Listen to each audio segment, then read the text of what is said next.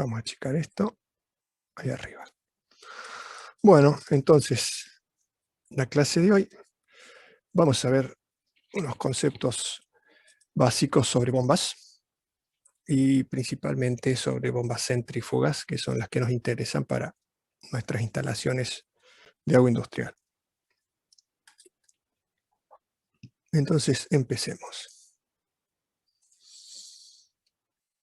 Antes que nada, definamos qué es una bomba hidráulica. La definición dice que las bombas son máquinas hidráulicas que absorben energía mecánica y entregan energía hidráulica, cinética y presión a un fluido que las atraviesa. Entonces, es una máquina que convierte energía mecánica que se le aporta en energía hidráulica para transferir una presión y un caudal a un fluido determinado. Tenemos dos grandes familias de bombas en cuanto a su clasificación, que las podemos separar en, por un lado, las bombas de desplazamiento positivo y por otro lado, las bombas dinámicas. Las bombas dinámicas son máquinas que ceden energía al fluido mediante la variación del momento cinético producido en el impulsor de la misma. Ya vamos a verlo más en detalle. Dentro de las bombas dinámicas tenemos las bombas centrífugas, periféricas, bombas especiales, y dentro de las centrífugas de flujo radial o de flujo axial. Las que nos interesan a nosotros dentro de esa familia son las bombas centrífugas. Por otro lado tenemos las bombas de desplazamiento positivo, que estas máquinas ceden energía de presión al fluido mediante volúmenes confinados. Tenemos dentro de las bombas de desplazamiento positivo bombas rotatorias, de rotor simple, rotor múltiple, y bombas reciprocantes o alternativas, las que se conocen a pistón o a émbolo. Veamos entonces, bueno, aquí teníamos la definición de bombas de desplazamiento positivo, bombas volumétricas. Estas bombas ceden energía de presión al fluido mediante volúmenes confinados. Se produce un llenado y un vaciado periódico de una serie de cámaras, produciéndose el trasvase de cantidades discretas de fluido desde la aspiración hasta la impulsión.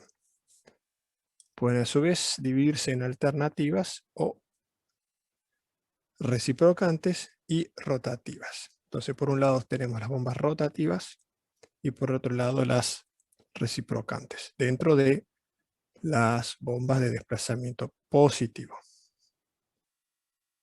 Por supuesto, su funcionamiento se basa en el principio de desplazamiento positivo. Ya vamos a ver en detalle. Por ahora estamos definiendo, créanme, y ya vemos más en detalle para que se entienda un poco mejor cómo es el principio de funcionamiento de una y de otra. Uso y aplicaciones. En las transmisiones y controles se emplea casi exclusivamente las bombas de desplazamiento positivo, quedando casi excluidas las dinámicas. ¿Por qué? ¿Por qué en las transmisiones y en los controles se emplean bombas de desplazamiento positivo? Esto se debe a dos razones. En las bombas dinámicas, al variar la presión de impulsión, varía el caudal. Si, por ejemplo, en el sistema hidráulico de una retroexcavadora se utiliza una bomba dinámica, al encontrar esta mayor resistencia en el terreno, se reducirá la velocidad de trabajo. Si se emplea una bomba de desplazamiento positivo, esto no ocurre. Una bomba dinámica entrega una presión máxima, la bomba volumétrica no. Espero que lleguemos a un gráfico para que podamos explicar estas cuestiones. Bien, entonces las bombas de desplazamiento positivo, dijimos que en el caso de las alternativas o reciprocantes funcionan a volúmenes discretos. Entonces, aquí tenemos un cilindro con un pistón apareado a un mecanismo de biela-manivela. Entonces, en una de las carreras, la carrera de aspiración, se llena la cámara de la bomba y cuando gira la manivela y el cilindro avanza hacia la izquierda, se descarga el caudal por la válvula de impulsión. Entonces, tiene un ciclo de llenado y un ciclo de vaciado. Por eso vemos que el caudal de este tipo de bombas es pulsante. ¿Cómo se hace para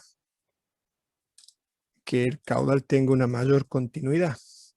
Bueno, se puede trabajar con bombas de doble efecto. Esto es, dos cámaras, de las cuales cuando en una se comprime, en la otra se admite, y así alternativamente. Entonces, en la cámara de impulsión vamos a tener la suma de los dos efectos, de las dos acciones, donde una de las cámaras va a dar una curva plana, caudal plano, y la otra va a estar desplazada, que al juntarse, o digamos, al ponerse una sobre otra, porque se juntan las dos descargas en esta cámara de impulsión, vemos esta resultante.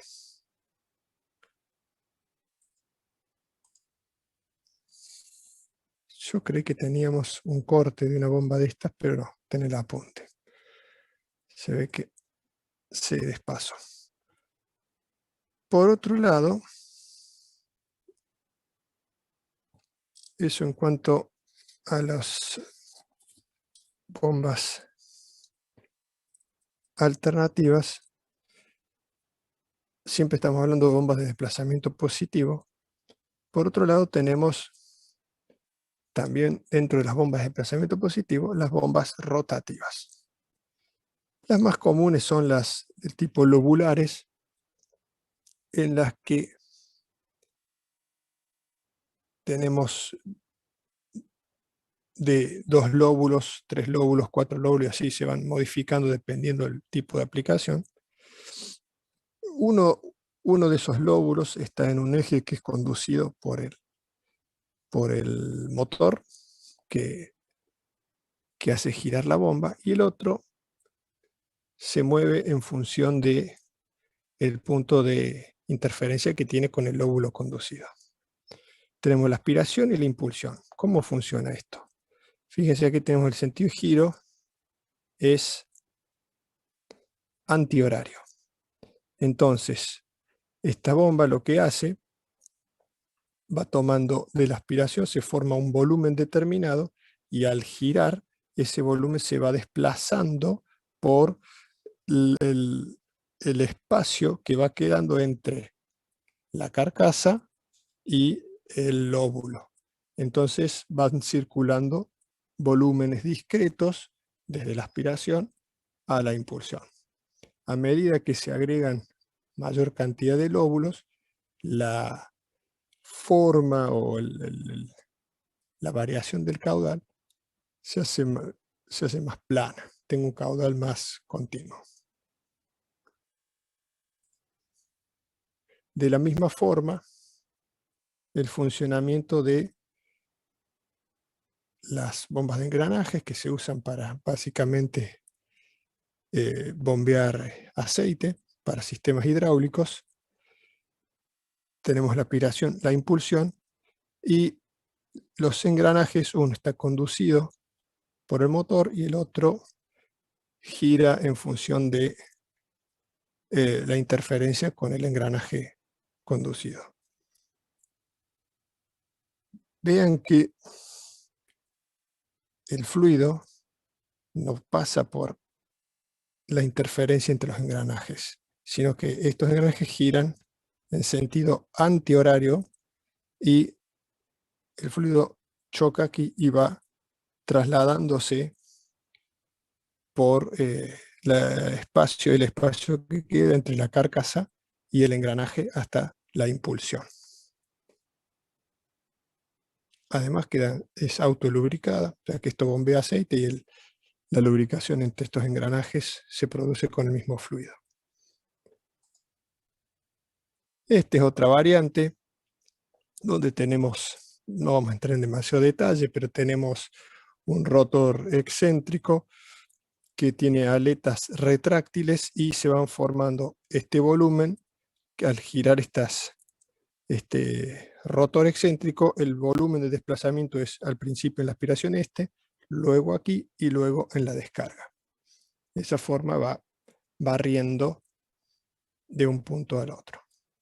Son distintas variantes en función de qué, en función de las presiones, de los tipos de fluido, de los caudales necesarios para la aplicación determinada. Bueno, bombas a émbolos radiales son múltiples pistones que al girar el rotor van alternando y se van llenando y descargando en función de una, no se ve aquí en el corte, pero tiene una ranura de admisión y una ranura de descarga. Otra bomba de émbolos axiales, de émbolos mixtos, son todas bombas hidráulicas de alta presión. A tornillos helicoidales, volveremos sobre esta cuando veamos compresores, porque nos va a interesar para esa aplicación. Por ahora sepamos que están dentro de las bombas volumétricas rotativas. Bien, ahora centrémonos en lo que nos interesa para nuestras redes de agua industrial, que son las bombas centrífugas. Estas bombas ceden energía al fluido mediante la variación del momento cinético producido en el impulsor o rodete. Son siempre rotativas, su funcionamiento se basa en la ecuación de Euler. Aquí tenemos un corte, un detalle de una bomba centrífuga. Fíjense, esta es la carcasa donde está montado el rodete o impulsor. Este es el puerto o la brida de admisión o de succión y la descarga o la salida está aquí. El fluido ingresa por aquí, se conduce de forma radial a lo largo del rodete en un punto de baja presión es admitido y sale en un punto de alta presión. Para que esto pueda funcionar de esta forma, fíjense que no hay ningún apoyo en el rodete de este lado. Esto está voladizo. Para poder tener, ¿por qué? Porque la succión es por el centro del rodete. Si tuviésemos aquí un apoyo, esta bomba no funcionaría. Por lo tanto, este rodete está montado en voladizo. El eje, entonces, está soportado por dos puntos, dos rodamientos que están lubricados y tienen un acople lubricado. En esta parte del eje se conecta un acople, un manchón, que se llama manchón de goma, para acoplarlo al motor que impulsa la bomba.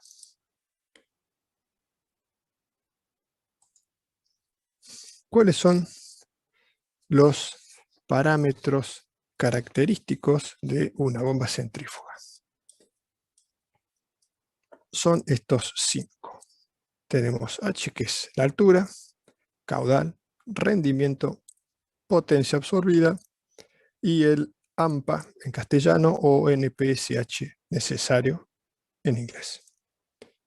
Estos parámetros se encuentran en la curva característica de la bomba y son los parámetros que nos interesan a la hora de seleccionar una bomba para una aplicación determinada. NPSH, lo vemos en unos minutos en mejor detalle, significa Net Positive Suction Head o altura neta positiva de succión o aspiración. Entonces, esos parámetros característicos de la bomba centrífuga los vemos plasmados en la curva característica de la bomba, donde podemos ver en este eje tenemos la altura, H, también lo van a encontrar dependiendo de las aplicaciones como P, presiones en bar, el caudal, y tenemos la potencia absorbida en HP y el NPSH en metros o en pie. Fíjense que en estas curvas características, decimos curvas características, pero yo cuento 1, 2, 3, 4, 1, 2, 3, 4. ¿Qué significa esto? Esto significa que para determinada bomba que fabrica, bueno, fabricante, fabrica una bomba así, pero para este cuerpo de bomba puede equiparse con distintos rodetes o con rodetes que tengan distintos diámetros. No van a fabricar un cuerpo distinto para cada diámetro de rodete. Esto es, dentro de ciertas tolerancias, para determinado cuerpo de bomba, se puede fabricar con distintos diámetros de rodete. Y esto es lo que vemos aquí. Entonces, para esta bomba, una 32125 que gira a 3430 RPM, puede pedirse al fabricante con los distintos diámetros de rodete, 146 milímetros, 137, 128 y 119. Cada rodete tendrá su curva. Generalmente, si no viene del fabricante con en la especificación, con el rodete en el diámetro que se busca, y se compró la bomba genéricamente, lo que se hace es se desmonta el rodete, se lleva a tornear, se mecaniza y se lleva el diámetro de rodete que uno busca.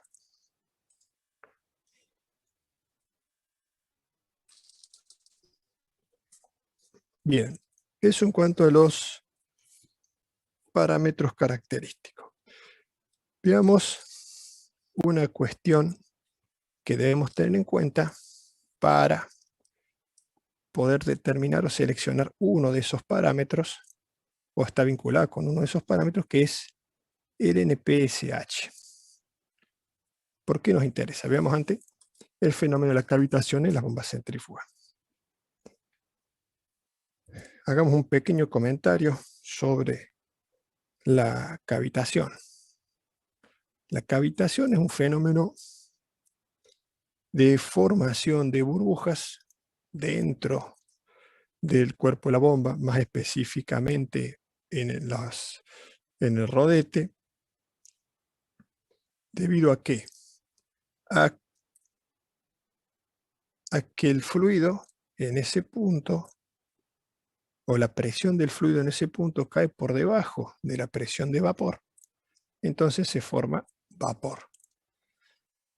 Luego esa burbuja que se forma circula hacia un punto de mayor presión, donde la presión en ese punto es superior a la presión de vapor, y esas burbujas implotan o colapsan.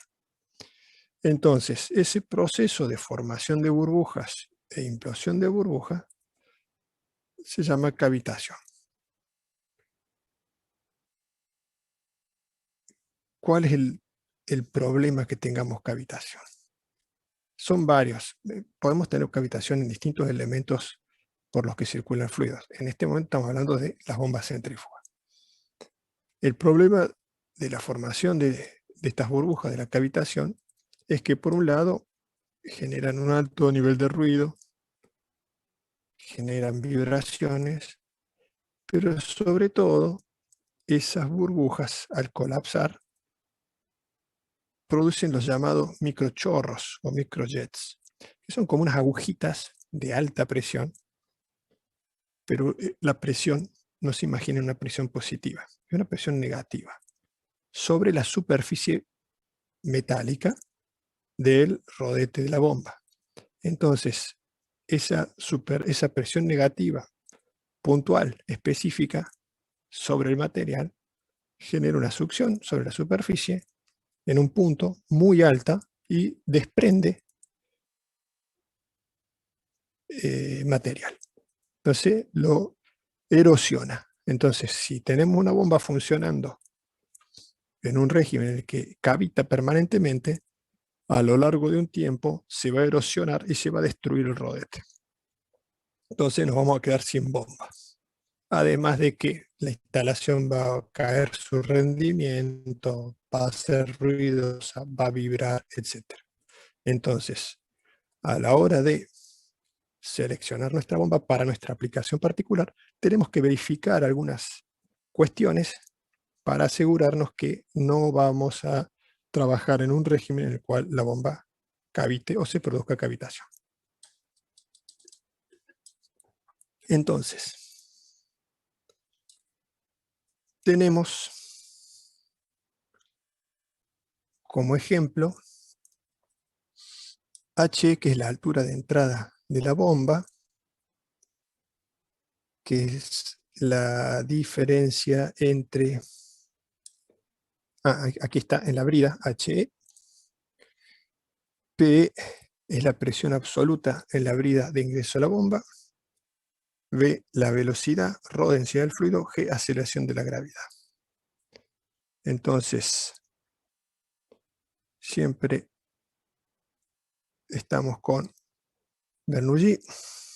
Tenemos P sobre ρ por G más B cuadrado sube sobre 2 por G, eso es igual a HE. Para que no se produzca cavitación, la presión en la brida de ingreso a la bomba debe ser siempre superior a la presión de saturación del líquido a la temperatura de bombeo. Entonces, reemplazamos aquí y tenemos que P menos PS, que es la presión de saturación, sobre ρ por G más B cuadrado E sobre 2G es igual a HED, donde HED es lo que se le denomina altura de aspiración disponible. Hay aquí algún par de pasos que se han salteado, que sí están en el apunte, hubiese estado bueno que también estén aquí. Por otro lado, aplicando Bernoulli entre A y E, entre A, que es la superficie del fluido, y E, que es la brida de succión de la bomba, tenemos en un lado de la ecuación, o en un punto, PA sobre ρ por G, más ZA, que es la altura del fluido, menos HRAE,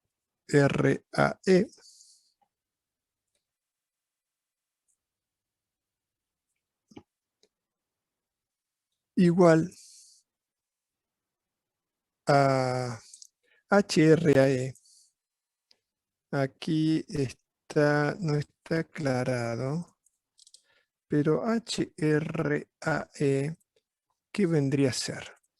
Vendría a ser las pérdidas, es la altura que representa las pérdidas de carga en el tramo AE.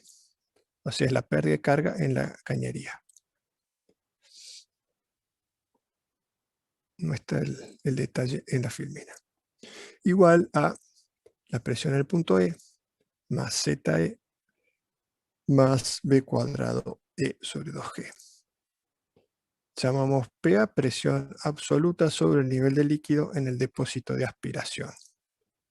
ZE menos ZA es HS o altura de succión. Despejando y reemplazamos, tenemos que HED es igual a PA menos PS sobre ρ por G, menos la altura de succión, menos HRAE. Y esto, este HED es el que llamamos AMPA o NPSH, o Net Positive Suction Head, altura neta positiva de succión.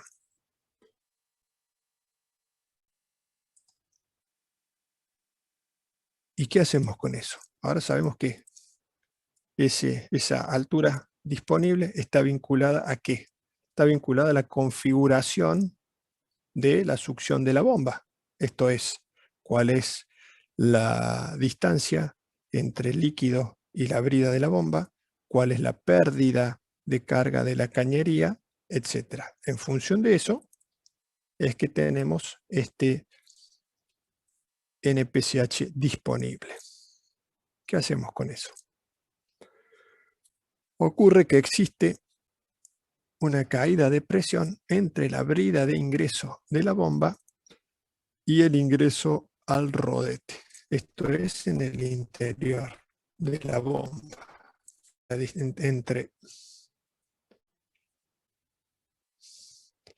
Entre la brida y el rodete, en este tramo, ¿no es cierto? Bien. La cual se representa con delta H. Para evitar la cavitación hay que verificar que HED, entonces la altura en la brida disponible, o el NPSH disponible, sea mayor o igual que ese delta H. La cavitación se inicia cuando HED alcanza el valor mínimo. Por lo tanto, cuando HED mínimo es igual a delta H. Entonces, el fabricante nos lista el NPCH necesario, que es el valor mínimo que debemos tener de ahí para arriba para que no se forme burbuja, para que no tengamos cavitación en la succión de la bomba. Finalmente, tenemos HS max, que es la altura máxima de aspiración, va a ser igual a PA menos PS sobre ρ por G menos HRAE menos delta H. Ese es el valor que yo debo analizar para saber cuál es la máxima columna de aspiración que puedo tener en la succión de mi bomba. De lo contrario, voy a tener cavitación en la bomba. Hay un ensayo que se hace para establecer las curvas de HED mínima de las bombas, en las cuales se trabaja en un circuito cerrado, como vemos en esa figura, y se varían algunos parámetros en ese banco de ensayo, y cuando se produce una disminución del HD determinado, que está, digamos, determinado en un 1%, ocurre un fenómeno que el caudal de descarga de la bomba no crece o se mantiene constante, y eso es señal de que se están formando burbujas y esas burbujas están limitando el caudal de la bomba. Por lo tanto, se toma que en ese punto comenzó a cavitar. Pero bueno, esto es un comentario extra sobre cómo se ensaya una bomba para determinar sus puntos de cavitación.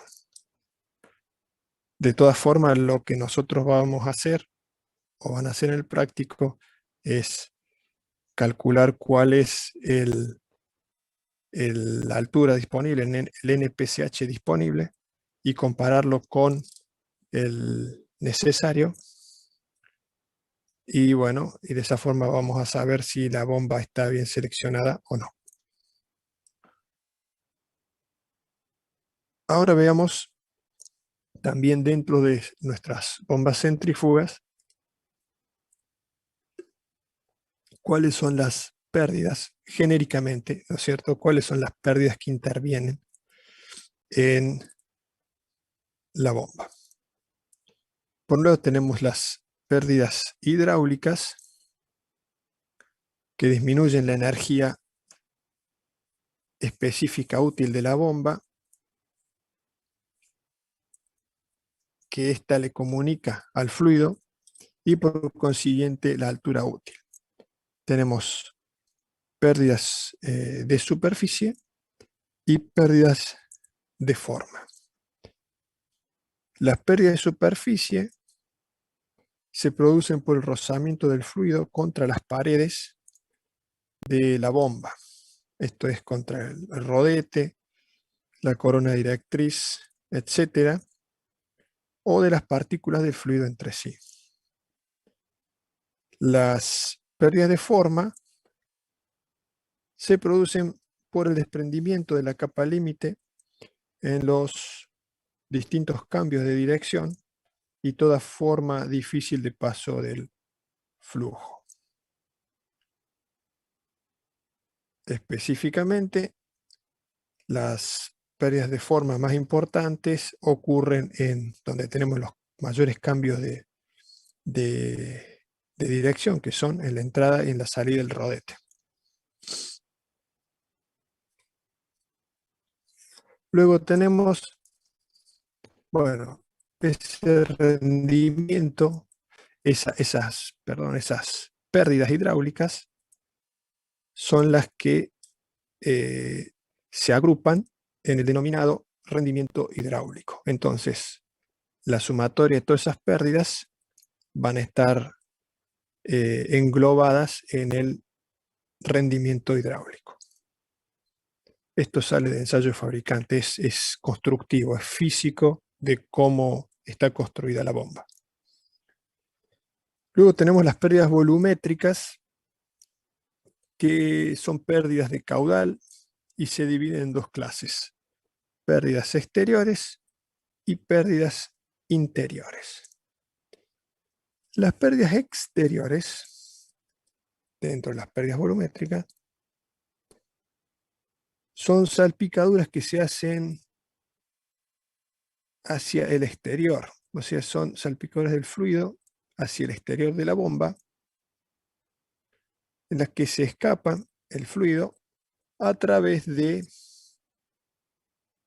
el espacio o el juego que puede haber entre el eje y la carcasa. Por ejemplo, aquí tenemos un corte, un medio corte del rodete dentro de la carcasa, este es el eje de la bomba. Entonces, este tipo de pérdidas, decimos las pérdidas exteriores, se deben a la pérdida de fluido a través del eje. Para eso existen los distintos tipos de sellos en el eje. Más común es el de tipo prensa estopa, para evitar, esto se ajusta y evita que haya pérdidas por aquí. Pero no se puede ajustar excesivamente porque produciría fricción sobre el eje y se gasta la estopa también. Entonces, en definitiva, este tipo de sello eh, trabaja con un ajuste en el que se establece una mínima cantidad de pérdida. O sea, se permite una mínima cantidad de pérdida, tantas gotas por minuto de pérdida. Por otro lado, dentro de las pérdidas volumétricas, tenemos las pérdidas interiores. Estas son bastante interesantes porque reducen de manera considerable el rendimiento volumétrico de la bomba.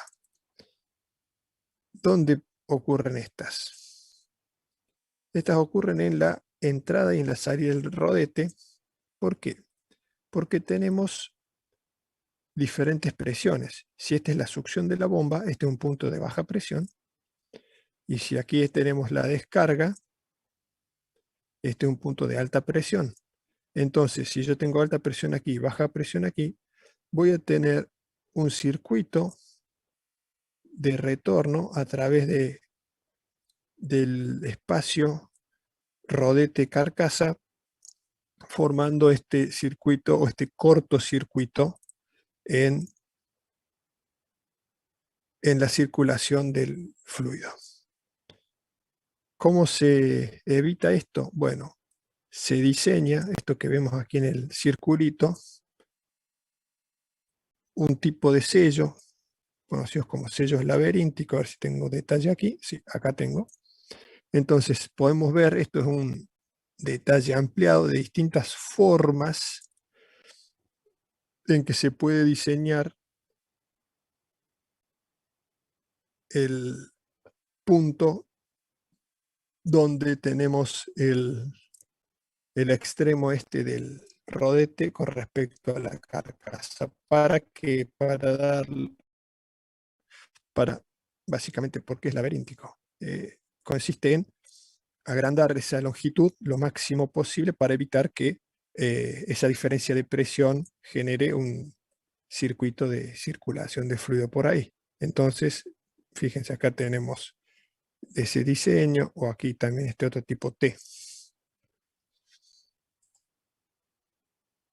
Esas pérdidas volumétricas se reúnen o se expresan en el denominado rendimiento volumétrico. Entonces tenemos el rendimiento hidráulico, el rendimiento volumétrico, y ahora tenemos las pérdidas mecánicas, que son todas aquellas que se producen por rozamiento y accionamientos auxiliares. Ejemplo, rozamiento del prensa-estopa con el eje de la bomba, el rozamiento del eje con los cojinetes, accionamientos de bomba de engranajes para lubricación, etc. También tenemos otro tipo de rozamiento, el denominado rozamiento de disco, que se llama así el rozamiento entre la pared exterior del rodete con el fluido que lo rodea. ¿Por qué? Bueno, porque giran a distintas velocidades. Entonces, ese tipo de rozamiento también se incorpora dentro de las pérdidas mecánicas. Todas esas pérdidas mecánicas se expresan en el rendimiento mecánico. Y luego tenemos que el producto de esos tres rendimientos, rendimiento volumétrico, rendimiento hidráulico y rendimiento mecánico, me dan el rendimiento total. ¿Para qué me interesa el rendimiento total? Me interesa para lo siguiente. Si yo necesito seleccionar, calcular cuál es la potencia del accionamiento o la potencia en el eje de la bomba, necesito saber cuál es el rendimiento total de la misma. Entonces, la potencia útil, que es la potencia que experimenta el fluido en la bomba, es igual caudal por el peso específico del fluido por la altura útil.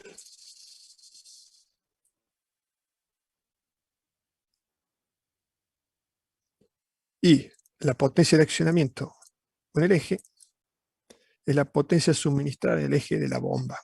Este valor especifica la potencia necesaria para mover dicha bomba. ¿Y a qué será igual? Será igual a la potencia útil sobre el rendimiento total.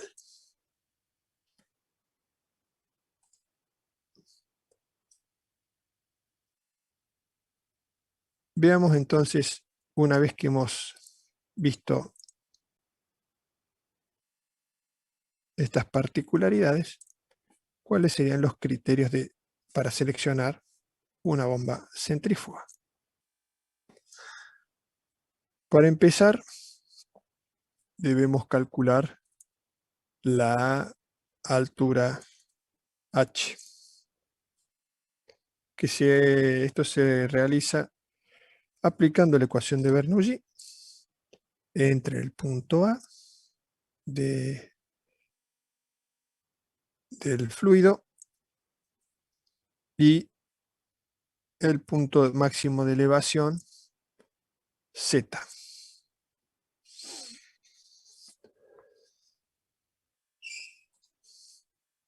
Donde tenemos, a ver, aclaremos, H es la altura de bomba, HA es la pérdida de carga en el tramo de aspiración y HI es la pérdida de carga en el tramo de impulsión. Luego, con la altura H y el caudal necesario de nuestra instalación, se recurre a diferentes curvas de bomba para definir cuál es la más apropiada. Entonces aquí tenemos altura manométrica, H en metros, caudal. En función de el H y el caudal de nuestro sistema, seleccionamos qué tipo de bomba vamos a usar.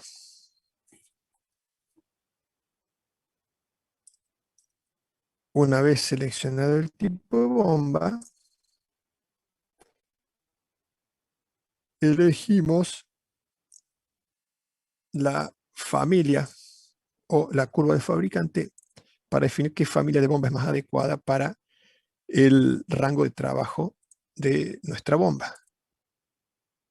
Estas curvas, fíjense que en realidad son áreas, de nuevo tenemos altura y caudal, dependiendo del rango de trabajo de nuestro sistema, de nuestra bomba, elegiremos, porque fíjense que para un punto determinado, pongamos un caudal de 20 litros por segundo a una altura de 40 metros, tengo aquí este punto. En principio, voy a elegir una bomba de la familia de la 65315. Pero una vez que vaya la curva de la bomba, en una de esas resulta que este punto de trabajo de 40 metros de altura es un caudal de, no estoy 20, estoy acá, está un poco menos, 15 litros por segundo. Esta bomba o esta familia de bombas tiene un rendimiento relativamente bajo. Entonces, en una de esas tengo que pasar a una 65250, que si bien el punto está fuera, pero es probable que esta 6550 tenga un rendimiento mayor para ese punto de trabajo. Entonces, este cuadro de familia de bombas me sirve para buscar cuál va a ser el tipo de bomba más adecuado a la hora de la selección. Una vez que elegí dentro de la familia de bomba un tipo de bomba característica, vamos a establecer el punto de funcionamiento, que era para el H, que habíamos calculado, y para el caudal de mi sistema tengo el punto de funcionamiento. ¿Se acuerdan? En el principio de la clase vimos la curva característica de la bomba. Bueno, esa curva característica de la bomba, ¿qué tiene? Tenía 4 curvas, acá está simplemente dibujada una, donde tenemos la curva altura caudal para mi punto de trabajo, y vamos a tener una curva de eficiencia. Esta bomba está bien seleccionada porque fíjense que dentro de la curva de eficiencia estoy en un punto alto de eficiencia. Curva de potencia y el AMPA, el NPCH, que me da el valor y que lo compararemos con el valor de el disponible, el que calculamos en función de la cañería de succión y la altura de succión de nuestra bomba, para saber que estamos dentro de los parámetros correctos de funcionamiento de la bomba. Entonces, para eso nos sirve la curva de la bomba.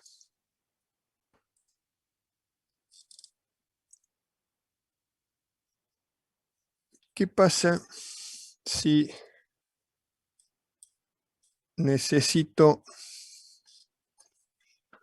trabajar con distintos valores, ya sea de caudal o de presión, en una instalación, y el rango de variación de ese caudal y presión es relativamente alto, o sea que excede el rango de funcionamiento de una bomba? Voy a tener que trabajar ya sea con 2 bombas en serie o 2 bombas en paralelo. En el caso de las bombas en serie, estas bombas no necesariamente tienen que ser iguales. Simplemente lo que va a ocurrir es que para una bomba voy a tener una curva caudal-presión, y cuando funcionen las 2 bombas se van a sumar a la presión que tenía con una sola bomba, se sumará la presión de la segunda bomba. Entonces voy a poder trabajar con un rango de presiones bastante importante.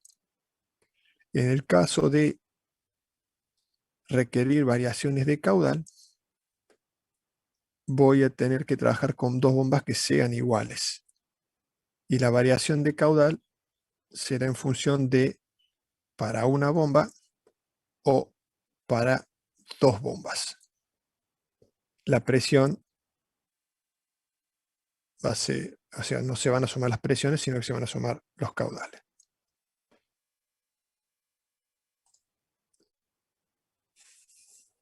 Y un último, ¿qué hora tenemos? 9:30, estamos bien. Y un último temita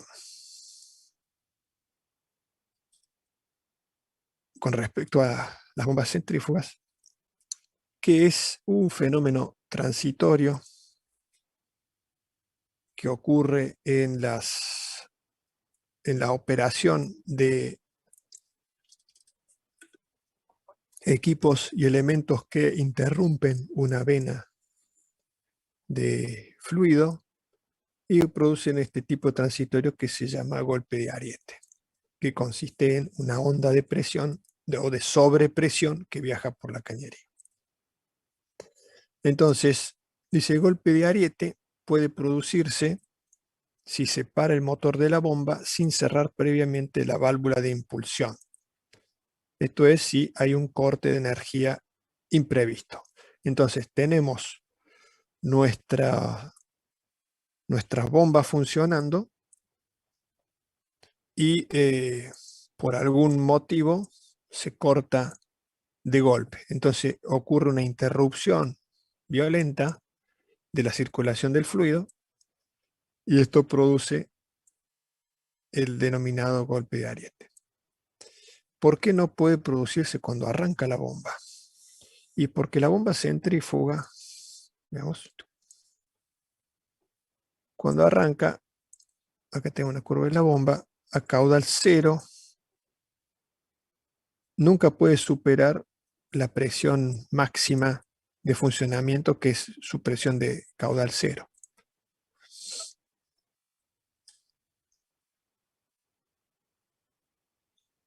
Bien, ¿qué se puede implementar para evitar o reducir el riesgo o que se produzcan los golpes de ariete? Lo primero es las operaciones de válvulas en la impulsión tienen que tener un tiempo mínimo de operación. Esto es cerrar lentamente la válvula de impulsión. ¿Cómo se hace esto? O sea, ¿cómo me garantizo yo que la operación de las válvulas en la impulsión de una bomba se va a producir en determinado tiempo? La forma es colocando a la bomba, a la válvula, un mecanismo de piñón y cremallera, un sinfín, que permite girar la manivela y de esa forma la válvula se va a cerrar en un tiempo determinado. Entonces, por más velocidad que tengamos para girar la manivela de apertura o cierre de la válvula, eh, es muy difícil, digamos imposible, lograrlo en un tiempo menor a 5 o 6 segundos, que es lo que se establece como límite de riesgo para la operación de las válvulas en la impulsión. Otra forma es escoger un diámetro de tubería de impulsión grande para reducir la velocidad del fluido. Tengamos en cuenta que esto tiene ciertas limitaciones. ¿En qué sentido? En que el costo, cuanto mayor diámetro de cañería, más costosa mi instalación. Otra es instalar una bomba con volante de inercia para que en caso de corte de suministro eléctrico se reduzca lentamente la velocidad de la bomba, por ende la velocidad del fluido en la tubería. Esto es práctico para sistemas de funcionamiento continuo. Esto es, si una bomba que tiene varios arranques por hora, esta solución no es práctica porque para entrar en régimen eh, tiene que darle, digamos, la inercia necesaria a ese volante. Por lo tanto, el gasto energético es superior. En cambio, en bombas que funcionan de manera continua, una vez que la bomba está en régimen, está todo en orden. Por lo tanto, esta solución para bombas de funcionamiento continuo es acertada.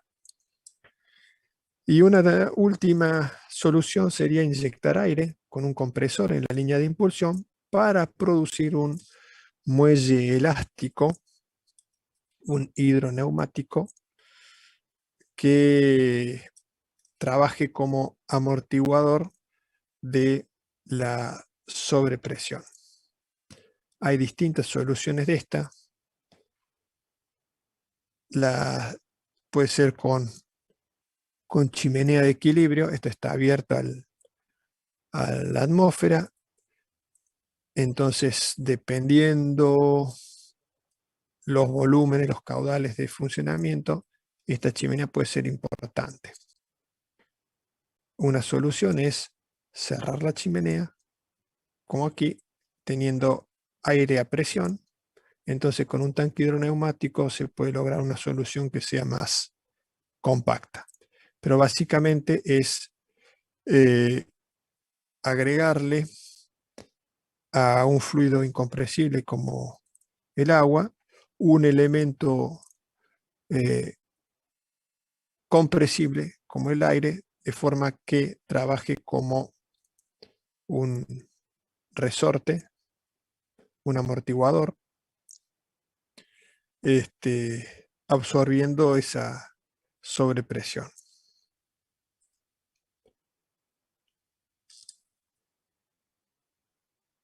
Comparativas de bomba dinámica y bomba de desplazamiento positivo. En cuanto al rendimiento, las bombas de desplazamiento positivo varían entre 0,7 y 0,9, mientras que las dinámicas entre 0,5 y 0,85. Comparación de las presiones. Las bombas de desplazamiento positivo, especialmente las de émbolo, no tienen límites de presión. Pueden trabajar a 1000 bar y aún más. Para aumentar la presión de una bomba de este tipo, basta con hacerlas más robustas y con motor más potente. ¿Por qué? Porque imaginémonos, no tengo el dibujo aquí, pero imaginémonos, estamos hablando de una bomba a émbolo. Entonces, dentro de un cilindro tenemos un pistón, un émbolo. ¿De qué depende la presión que pueda lograr? Está en función de la fuerza y el área. Entonces, cuanto más robusta yo construyo la fuerza, puedo aplicarle para igual área una fuerza mayor al émbolo, entonces puedo producir mayor presión. O sea, no tengo un limitante de funcionamiento para aumentar la presión de mi bomba.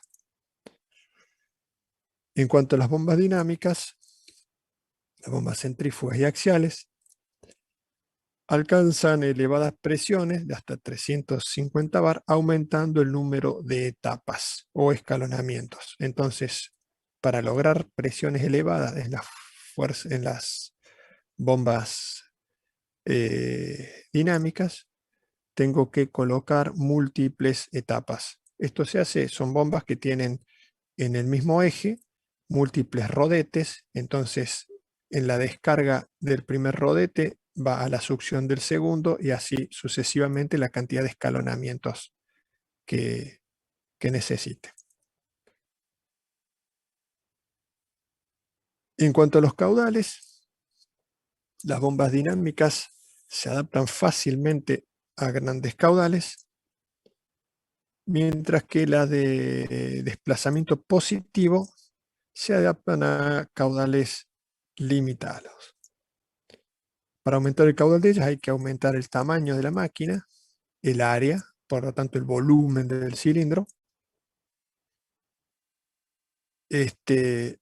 Y bueno, y como aumentan las dimensiones y es un elemento reciprocante, eh, los, eh, las inercias que están en juego son limitantes de la velocidad de la bomba. Por lo tanto, en el caso de las bombas de desplazamiento positivo, los caudales son limitados. Estas bombas nos interesan para, más que para grandes caudales, para grandes presiones. Un ejemplo doméstico de una bomba de desplazamiento positivo puede ser las hidrolavadoras. Las hidrolavadoras que usan para lavar el auto es una bomba de pistones, tiene un caudal muy pequeño, pero una alta presión.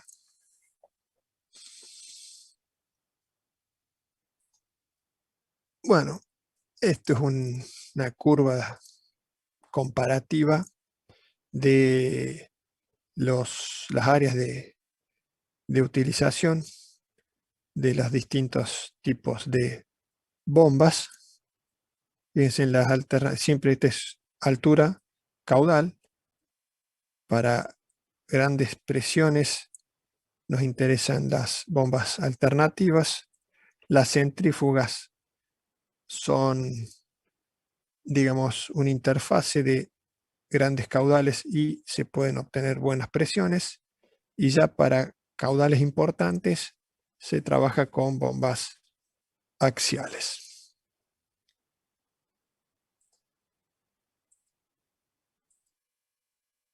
Bueno, a ver si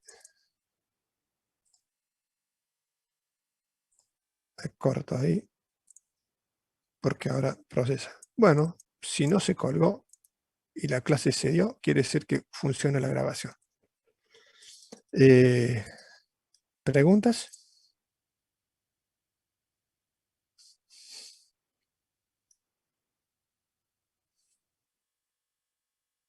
Todo bien, profe. Bueno, me alegra que sigan allí. Si no me respondía nadie, o que me quedé hablando solo o que se colgó, pero no, funciona todo. Bueno, entonces, resumamos.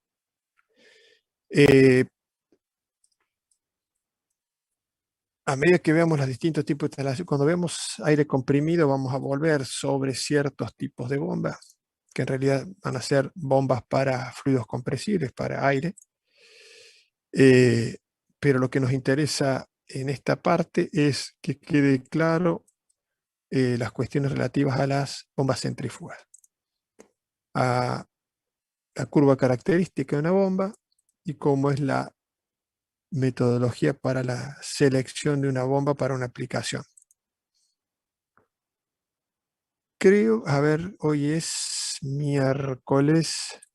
En 2 semanas van a tener práctico de eso. Se van a ver con el ingeniero Quintero cómo es el proceso de selección de la bomba.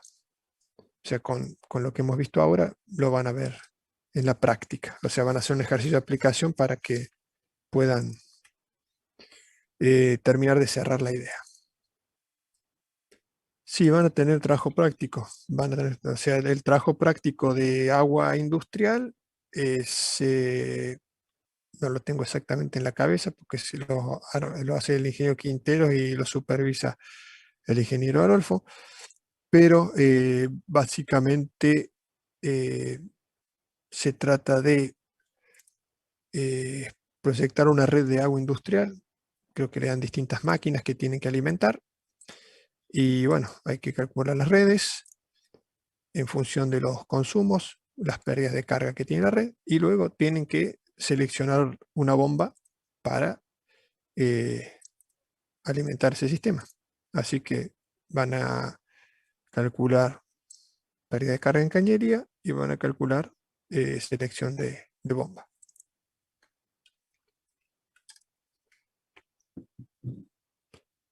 Bueno, les decía para los que por ahí se conectaron tarde que voy a subir los apuntes, la última versión corregida. Los que están en autogestión son del año pasado, me acaban de pasar estos días la versión nueva, así que voy a subir la versión nueva.